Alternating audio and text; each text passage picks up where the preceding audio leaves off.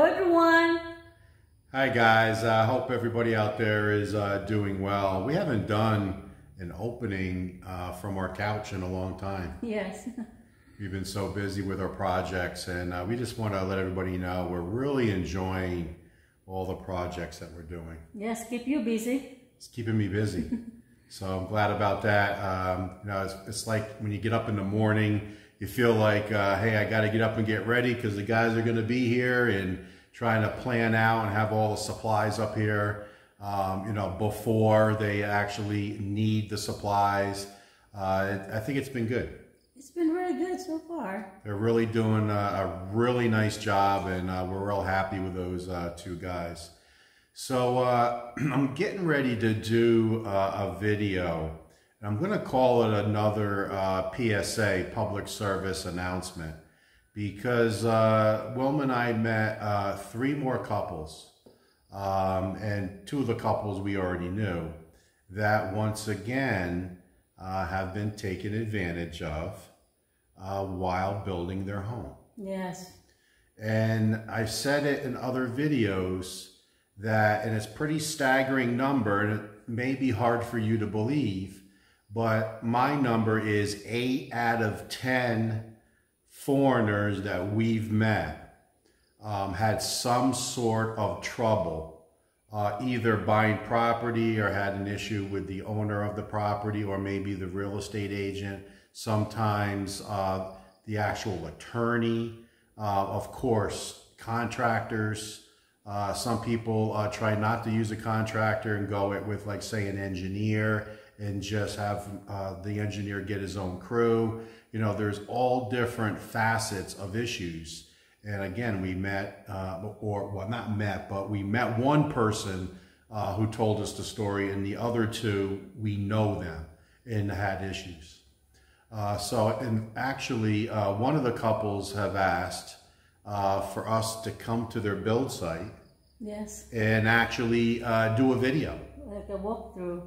A walkthrough video. They're in the middle of building, and they want to kind of talk about the stress of building, and also talk about some of the issues that has arisen during their build that they're having. Yeah, and it's hard to hear because, again, I've said this many times. We all come here, 99% of us, with a finite amount of money. Nobody's going to look out for your retirement dollars more than yourself. And unfortunately, there's a group of people, whatever percentage it is, and I'm sure it differs from region to region, even from country to country, that their goal is to separate you from your retirement dollars. Which is a shame. It really is a shame, because when you think about retiring, you think about relaxing, enjoying, maybe traveling, maybe just gardening, or taking day trips, or just whatever you want to do. And it's unfortunate that, for the first couple years that people come here and looking to buy land and build property, that they have issues. Now, I also want to say, many will say in the comments, well, just rent. That's all well and good, and there's nothing wrong with renting. But guys, rent is going through the roof here. I know it's high in other Western countries, but I've said this before. You can get a decent apartment or maybe a small house for like $300 a month. Those days are over for the most part. If you want it to be livable, you're going to pay $600 and up. And even then, $600 is starting to be a deal. You're hearing about $700 to $1,000. Yeah. We're hearing a lot of 50,000 pesos a month. So, let's just say 600 to 1,000. Well, that is more than double what it was before the pandemic or during the pandemic.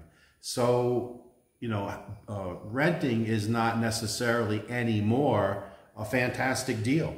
We'll have our house paid off just by not renting, just saving rent in under 10 years. So, the answer is not always just renting. But again, I think we're going to do that PSA video just to kind of, again, arm you guys with some information, because for you, information is power. The more information you can gather and be ready for some of these, this awful, I guess there's no other word to say than scam. Just people with no integrity, people trying to separate you from your money. It's wrong, but unfortunately it happens, and it happens a lot. So stay tuned for all that, and let's get out there and see what's going on. Day 14 of our Building the Philippines projects. All right, wall project is underway. So the first thing we had to do yesterday is go get some cocoa lumber and make a scaffolding. So I told him make it strong enough where I can get up on it. So I'm probably going to paint that as I'm sitting here watching the guys work. I'm probably going to paint it the same color as the wall, sand dune, so it blends, so you don't see it that much. But I wanted to build it strong enough so I could jump up on it. And what I'll use it for is whenever I paint in here, I could just use that scaffolding.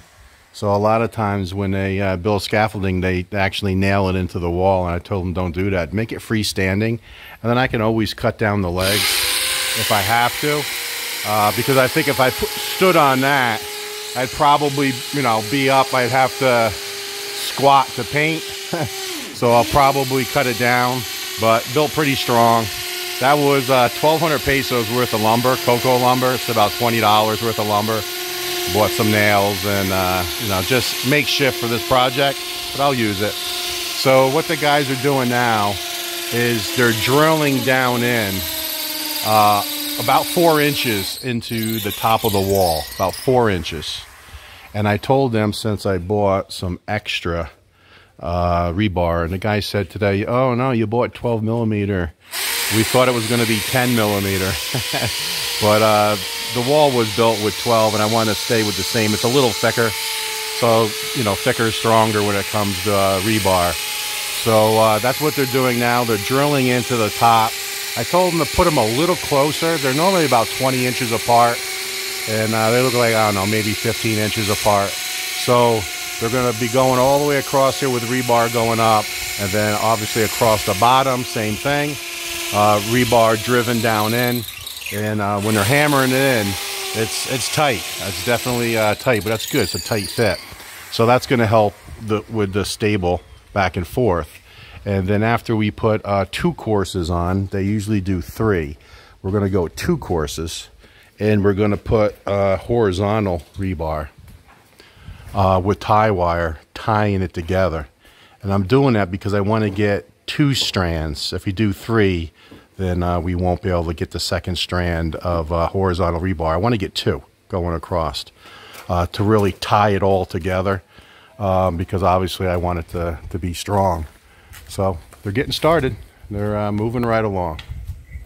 Many of you guys ask about when does our solar get to 100% each day. And I've mentioned it a few times, but I figured I'll take a look at it. You see the time? It's 10:10 a.m. in the morning, and our battery is already at 100%. And it has been probably about 45 minutes now. So about 9:15 this morning. But I just happened to think of it now. We're running the pool pump. So we're using 1800 watts. So the pool pump's 1200.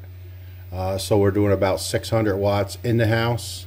So that's the refrigerators, and I'm sure we have a couple fans going and things like that. So even with the pool pump going, and we'll leave it on all day. On sunny days, I leave the pool pump on all day long, about 6-7 hours. But on a normal cloudy day, I run it about 2 or 3 hours, and the pool remains clean, as you guys see. And one of the other things that I noticed, and I did not know this before, remember when they put the other panel on, and we were talking about, they were checking, Ruben was checking the breakers, showing that the one side, the 6 panels that's in series, was showing more volts than obviously the side with the 5 panels, because we have 11 panels, 6 and 5 hooked in series. So I didn't know, and maybe you guys seen it, it's here. So this is the side where there's 6 panels, and this is the side where there's 5. So you can see the difference with adding a panel. See how the 6 panels are bringing in 980 watts, where it says P1, and then the 5 panels that are hooked in series is bringing in 840 watts. So you can see that extra panel is bringing in, what, about 140 watts more. And same thing with the volts, 264 to 219. So I never knew that the system did that, but you can see that, you know, the advantage of us having another panel on the roof. First blocks are going up. So see all the rebar all the way around. And here in the corner, what they did was they chipped out and found the rebar in the column, the corner column, and they tied that rebar to that, and then took another piece of rebar. I don't know if you can see it or not. It's sticking out at the very top. It's a horizontal piece. So this piece of rebar is tied to the rebar of the column, and then that rebar is tied to that rebar with a horizontal piece. And then what we'll also do is at the second course, we will drill in here. So when we tie all these vertical rebar with a horizontal, we'll drive in the 12 millimeter about 3 or 4 inches into that wall, just to make it stable this way. Let me take the zoom out. So it should start moving along quickly now. The only drawback is we're mixing the cement out by the road, because we don't want to make a mess in here. So we have to carry the cement in a bucket from all the way down out by the road all the way up to here. So that's a little bit of labor. And then what we're going to do after lunch is see some of the growth next to the fence. We're going back there and trim back about 3 feet, 1 meter, just to get all the growth back before we hollow block in these 2 panels. All right, so what we decided to do is, remember we said we were going to go 2 courses, typically in walls of houses as well as fence. Every 3 courses you do a horizontal rebar. But we're going to do extra. So we said 2, we're going to do it just 1 course. So 1 course of hollow block. And let me jump up on here on the ladder.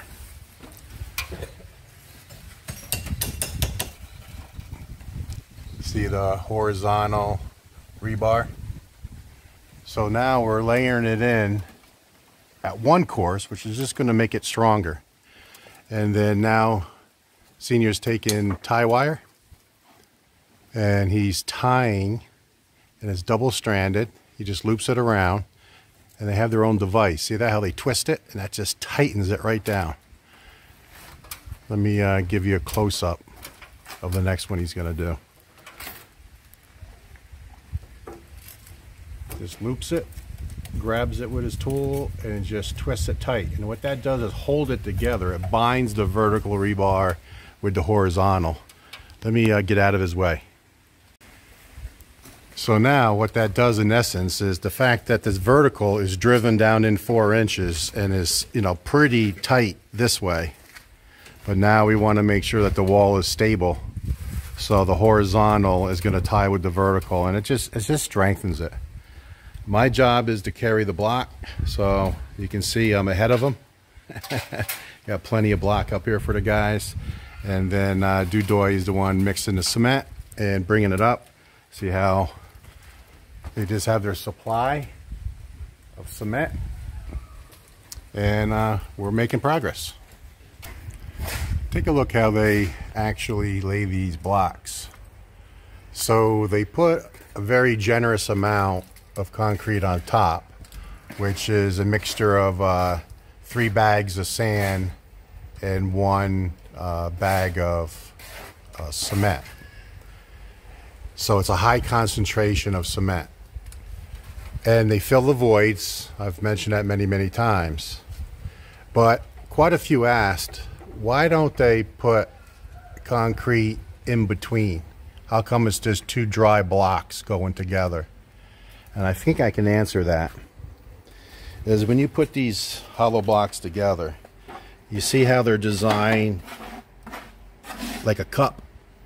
And then when you put them together, it creates another void. It's a smaller void, but nonetheless it is a void. And this is what they fill up with concrete.